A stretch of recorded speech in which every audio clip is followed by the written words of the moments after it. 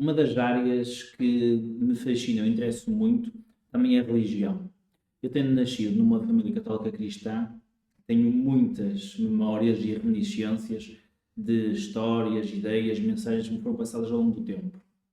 Então estou a procurar por algumas delas, enquanto vou estudando e lendo algumas partes da Bíblia.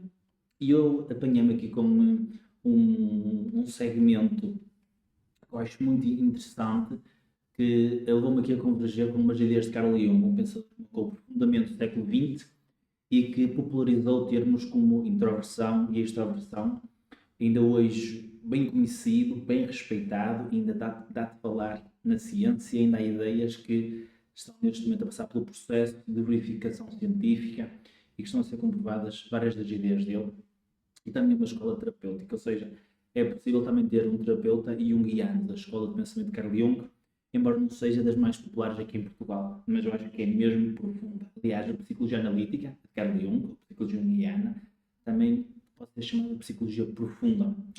Psicologias do inconsciente podem ser chamadas de psicologias profundas ou psicodinâmicas. Está aqui um pedaço de educação de hoje. E este versículo é este aqui a citar de um website. Amados, não creiais, não acredites em todo o espírito, mas provai se os espíritos são de Deus, porque já muitos falsos profetas têm levantado no mundo.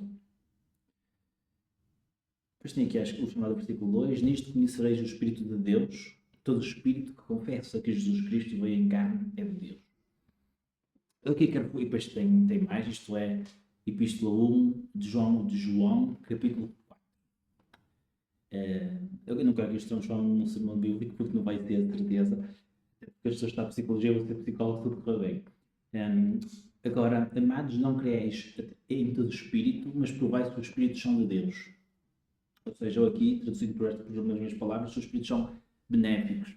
E na minha ótica, o espírito, às vezes fala o espírito num espírito bom, num bom espírito, está com um espírito animado, o ambiente estava com um espírito animado, ele está com um espírito divertido.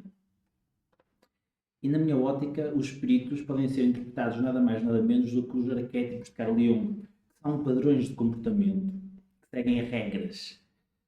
Essas regras não são oficiais, mas sim são padrões de comportamento que nós seguimos, e esses padrões de comportamento podemos dizer que são orientados por certas regras, numa forma de os entender. E isso nada mais é do que um arquétipo, são padrões de comportamento, e são padrões que seguem certas regras de atuar. Contudo, apesar de seguirem estas regras, cada arquétipo expressa-se em nós de uma forma diferente.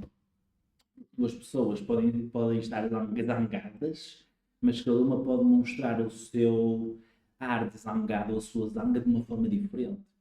Como a tradicional luta entre irmãos, mais novo e mais velho, ou o arquétipo de luta entre irmãos. É um padrão arquetípico, universal, mas cada luta entre irmão mais velho e mais novo manifesta-se na sua especificidade e minuciosidade de uma forma diferente, ok? Tal como a mãe-galinha, entre todos os arquétipos que nós podemos conceptualizar aqui. E o espírito, na minha ótica, nada mais do que isso, nada mais do que um padrão de comportamento ou de um arquétipo que nós podemos estar a manifestar.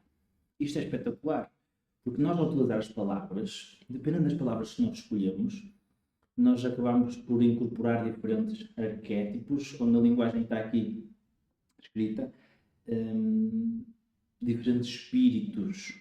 Podemos incorporar diferentes espíritos que podem ser benéficos para a sociedade ou menos benéficos, que seria algo como o anticristo, que também está aqui nesta passagem. Acredito eu. Ou algo que nos pode ter convergido por aí. Aqui está. E todo o espírito que não confessa que Jesus Cristo veio em carne não é de Deus, mas este é o espírito do anticristo, do qual o ouvistes cá de vir, e eis que agora já está no mundo. É espetacular. Agora, a questão fundamental é como é que nós podemos saber sobre que arquétipo é que nós estamos a funcionar, ou sobre que espírito é que nós estamos a abraçar, a deixar-nos dominar. Bem, isso é um exercício para a vida toda, diria eu. podemos ficar cada vez mais precisos e aperfeiçoar este dom e habilidade. Agora, uma ferramenta sem dúvida útil é a introspeção. Perceber quais é que são as palavras que nós usamos e, claro, que resultados é que essas palavras estão a ter na vida da pessoa. E eu acredito que poderá haver, com essa intenção de introspeção e de perceber quais é que são os resultados que aquele espírito está a trazer, uma noção de para onde é que as coisas estão a caminhar.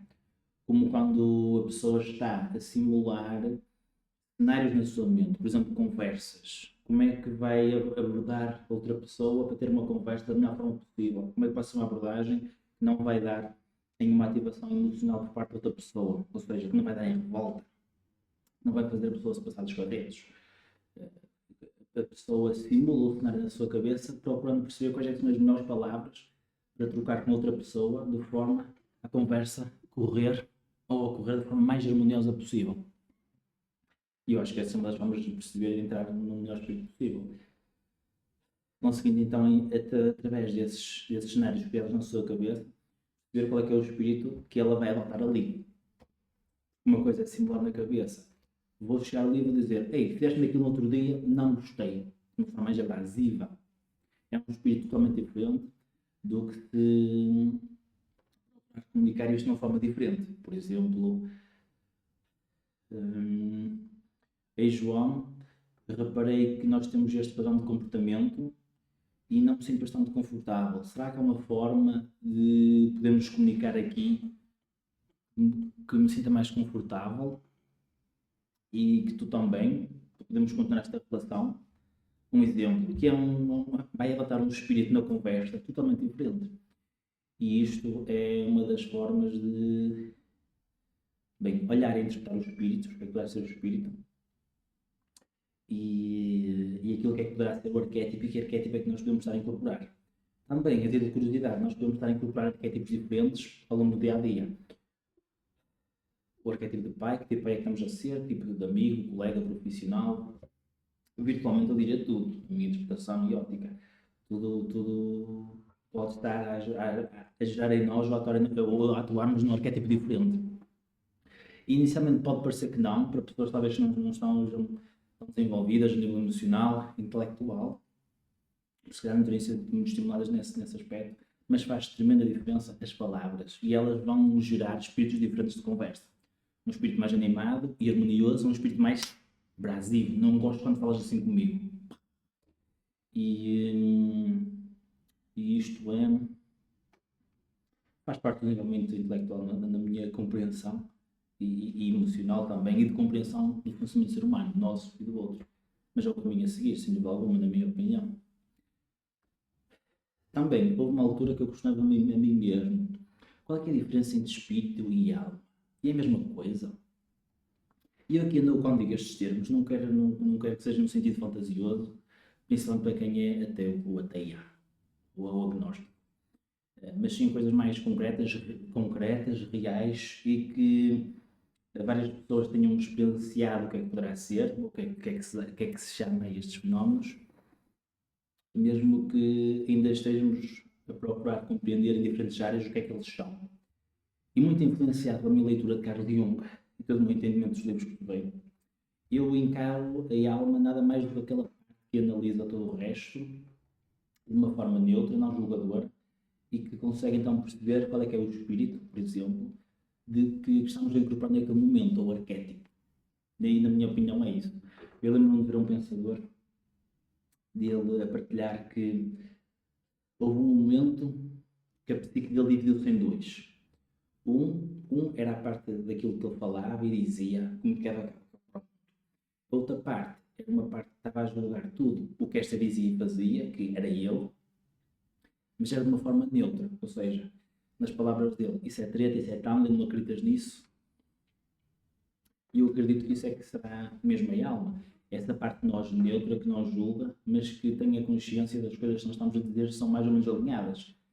Se a pessoa está a dizer aquilo para apenas surpreender a outra, com um objetivo em dizer aquilo, ou se é verdadeiro sentido, e aqui no sentido mais manipulador, se é para impressionar, se não é, se a pessoa acredita naquilo ou se tem algum outro objetivo escondido e que poderá estar enterrado essa noção e consciência dependendo de como é que nós estamos no mundo. Mas eu acredito que isso é que é entrar em contato com o verdadeiro self. Na psicologia é o verdadeiro self, é o verdadeiro eu.